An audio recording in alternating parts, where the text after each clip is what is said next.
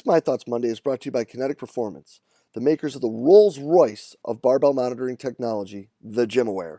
Guys, in season training, we rock the GymAware all the time for quite a few reasons. The first, of course, is just that, the ding. Every time the athlete hears that, they know that they're hitting exactly what we need from them at that moment. And when they don't hear it, it brings out that extra little bit of competitiveness within themselves. On top of that, that awesome ding ends out bringing together the athletes as well, pushing each other and getting each other to be able to hit numbers that they probably wouldn't hit at that portion of the year. And finally, of course, that ding helps us monitor, manipulate, and keep track of volumes and intensities so we can best dose our athletes during the season at the right time with the right amount. Guys, hop over to kinetic.com.au and check out what Evan and the team down there have, because this is absolutely a sensational product that's changed the way that we've trained our athletes. This edition of My Thoughts Monday is brought to you by Valid Performance, the team behind the Nordboard, Force Decks, the Groin Bar, and Human Track. Guys, the most important ability for all of our athletes is availability, and that's the absolute goal of Valid Performance, is to provide solutions to performance professionals so that we can get the right information to make the right decision at the right time for the betterment of the athletes that we get to work with. To do this, guys, they have a wide range of validated products that focus on usability, and having been founded by the School of Exercise and Nutrition Sciences at the Queensland University of Technology, they're extremely evidence-based and they're beyond transparent. I can tell you that our time using the Nordboard and being involved with Force Decks, we have been introduced to so many amazing people that have truly helped us become better coaches, have a better understanding, not just of the technology, but also what we're doing with our athletes. So make sure you hop over to valperformance.com today to make sure you check out what they got. It's going to make you better and to do better by your athletes. Hey everybody, if you enjoy the podcast and the content that it provides, make sure you hop over and check out the all-new Strength Coach Network. The Strength Coach Network is the combination of the CVA SPS community and the Rugby Strength Coach community, bringing you what is sure to be the internet's leading resource for continuing education for strength and conditioning professionals. Combining these two resources has allowed us to bring some of the best content from some of the best minds in the world together for your one-stop shop to better improve the continuing education for not just yourself, but your entire staff. Bringing together all of the lectures from the Rugby Strength Coach community, along with the lectures exclusively done for the Central Virginia Sport Performance community, and all the lectures performed at the Central Virginia Sport Performance Seminar, make this an absolute must for performance coaches around the world. The world-class lectures at the Strength Coach Network are not all that you'll see as well. The discussion in the forums and the support and the career guidance from some of the top practitioners in the world, from people all over the world, makes this an absolute must and a great place for you to network, learn, and grow as a performance professional.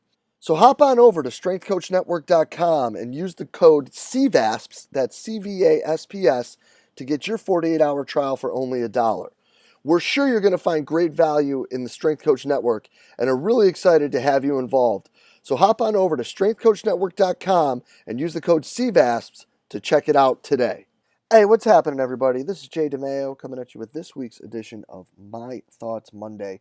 And today, kind of as the revolving theme of these have gone, I'd like to talk a little bit about some things that we've been talking about here when it comes to how we are monitoring and looking to take better care and provide better services for the student athletes that we have the pleasure of working with.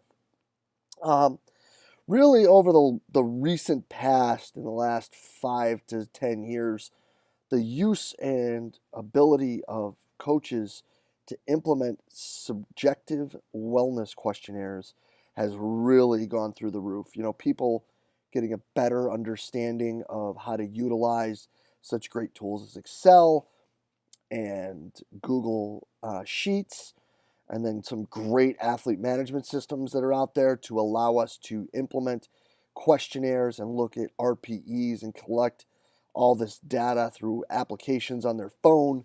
Also can be done, obviously, with Google Sheets through your phone. But, you know, we've run into something with these, And I think that this may actually be more common of an occurrence than we would hope for, because it's really something that that throws the whole thing for a loop.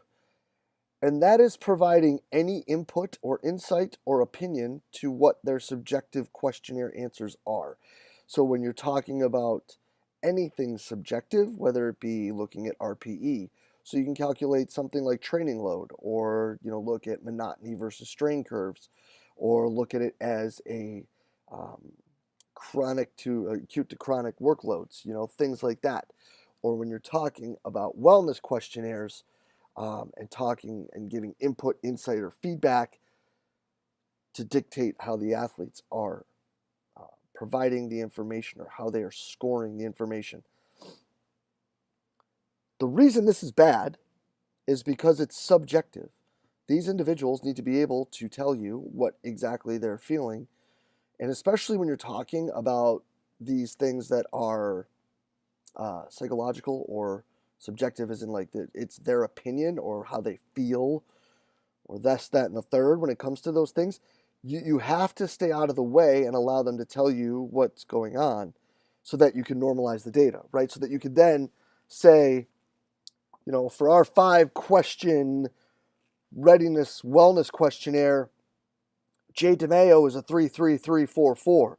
And then, you average those out, and then you look at changes through a standard deviation or whatever. Like, I go through all of that stuff, in the newsletter sign up. So it's not something I want to get into here, but that's how that works, right? We all agree on that, right? Like that you need to look at each person as the N of one and determine where their things flow in and out of normality, so that you can then lead to better discussions or better understanding.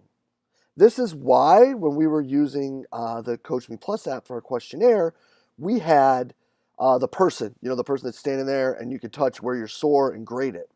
But we had one kid on the team who his favorite color must have been red, because his entire human figure at one point or another was some form of the color red, which basically is like, you're broke, literally. Not figuratively, like, oh man, I'm broke, that workout was hard. No, like, dude should have been like wheelchair, full body cast, broke.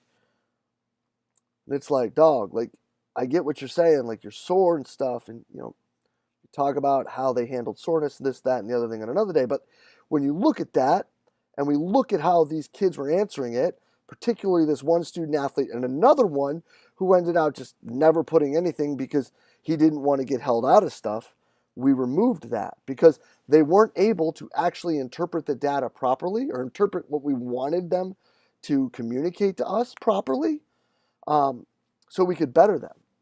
So when coaches then go to athletes and say, geez, that workout should have been an 8. You're not trying hard enough. Well, then you've now thrown the whole thing for a loop, right? When you sit here and you say, you're not sore. You should be sore. You're not working hard enough. And then the athletes now all of a sudden are scoring that they are sore. Are they giving you the truth?